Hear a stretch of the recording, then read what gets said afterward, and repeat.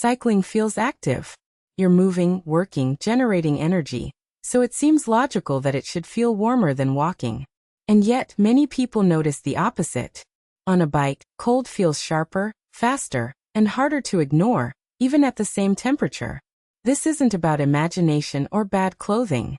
Cycling changes how air, speed, and heat loss interact with your body, and that combination makes cold much more noticeable. Wind speed and airflow. When you walk, the air around your body moves slowly. Even on a windy day, your forward speed is low, so airflow across your skin stays relatively gentle. On a bike, your speed adds to the wind, creating constant, strong airflow even in calm weather. This moving air strips away the thin layer of warmth your body builds near the skin. The faster you go, the faster that warm air is replaced by cold air. Your body doesn't get a chance to hold on to heat. This is why cycling can feel cold even without wind. You are creating your own airflow. Every kilometer per hour increases how aggressively air pulls heat away from your body. Walking simply doesn't generate the same effect. Wind chill effect. Wind chill is not about lower temperature, it's about faster heat loss. Moving air makes your body lose heat more quickly, which makes the cold feel stronger than the actual air temperature suggests. On a bike, wind chill is almost constant. Even a mild temperature can feel harsh because the airflow prevents your body from stabilizing warmth. The skin cools faster, and cold receptors send stronger signals to the brain. This is why cycling at 10 degrees Celsius can feel colder than walking at 5 degrees Celsius. The thermometer doesn't change, but your heat loss does. Wind chill turns moderate cold into intense discomfort by accelerating how fast warmth leaves your body. Cycling exposes you to this effect continuously, while walking only triggers it occasionally. That constant exposure is one of the main reasons riding feels colder than moving on foot. Heat loss at higher speed. Heat loss depends not only on temperature, but on how fast heat is carried away from your body. Speed changes everything. The faster you move, the less time warm air has to stay near your skin. On a bike, this process is constant and aggressive. As speed increases, convective heat loss rises sharply. Your body keeps producing heat, but it simply can't replace it fast enough. Warmth is removed before it can accumulate. Even insulated clothing struggles, because insulation works best when air inside it stays relatively still. At higher speeds, any weakness in clothing becomes obvious. Small gaps, thin areas, or compressed insulation allow heat to escape quickly. The faster the airflow, the more those weak points matter. This is why cycling feels disproportionately cold compared to how active it looks. You're working, but speed tilts the balance toward heat loss. Walking produces heat and loses it slowly.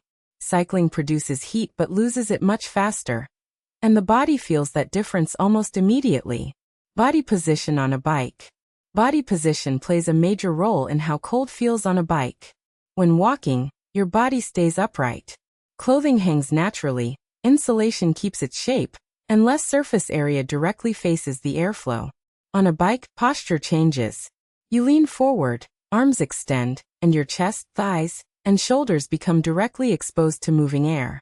This increases the surface area that loses heat and reduces the body's ability to shield itself. Leaning forward also compresses clothing in key areas. Jackets press against the chest and shoulders, insulation flattens, and air pockets disappear. Warmth escapes more easily exactly where airflow is strongest. This combination, more exposed surface and less effective insulation, makes cycling feel colder even before speed is considered. Your posture alone puts your body in a position where heat loss is easier and faster than when you're walking.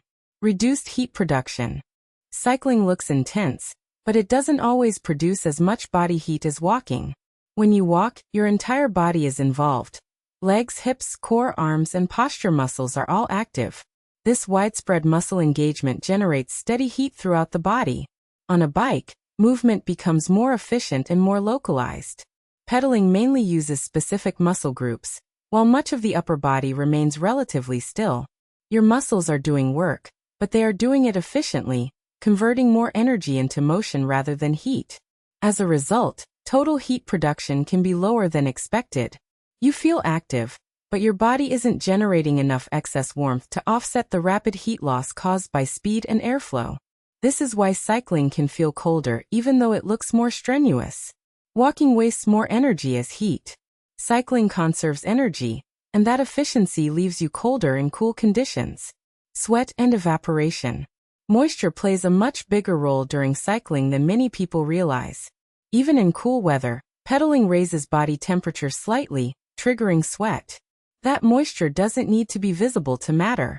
As sweat evaporates, it pulls heat away from the skin. On a bike, airflow dramatically accelerates evaporation. What would dry slowly while walking dries instantly while riding. And that rapid evaporation causes intense cooling. This creates a tricky cycle.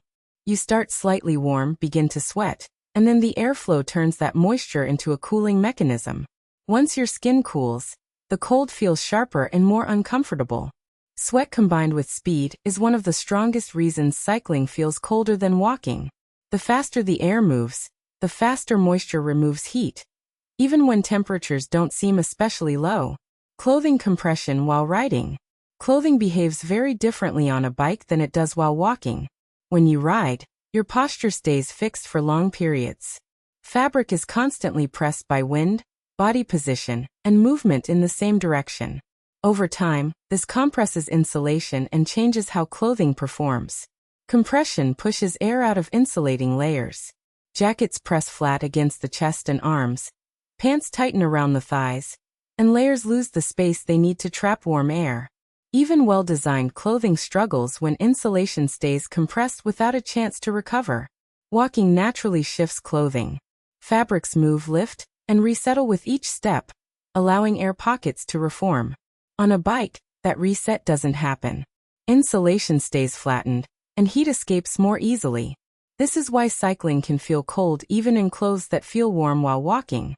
The material hasn't changed, but its ability to hold air has. Once insulation stops trapping air, warmth fades quickly. Why walking feels warmer in the same weather? Walking creates a balance between heat production and heat loss. Your speed is low, airflow is limited, and muscle activity generates steady warmth across the body. Clothing stays mobile, insulation recovers, and moisture evaporates slowly. On a bike, that balance breaks. Speed increases heat loss, posture increases exposure, and airflow removes warmth faster than your body can replace it. Even though you're moving, the system favors cooling rather than warming. Walking also allows the body to self-regulate more effectively. Small changes in pace, posture, and movement help adjust temperature naturally. Cycling locks you into a narrow range of motion, limiting that flexibility. This is why the same weather can feel comfortable on foot and harsh on a bike. Walking supports warmth. Cycling challenges it, and the body responds accordingly. Why cold builds faster on a bike? Cold on a bike doesn't just appear, it accumulates. Each factor on its own might feel manageable. Airflow, posture, moisture, speed. But together, they compound over time. Heat loss stays high, while heat production and insulation recovery stay limited. As you ride, small losses add up.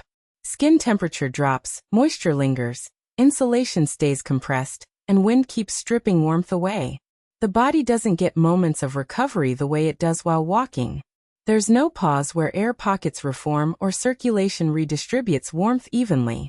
This is why cycling often feels okay at first, and then suddenly very cold. The system never resets. Cold builds layer by layer, minute by minute, until comfort collapses. Walking interrupts this process naturally. Cycling sustains it. That cumulative effect is what makes riding feel colder. Not instantly, but inevitably.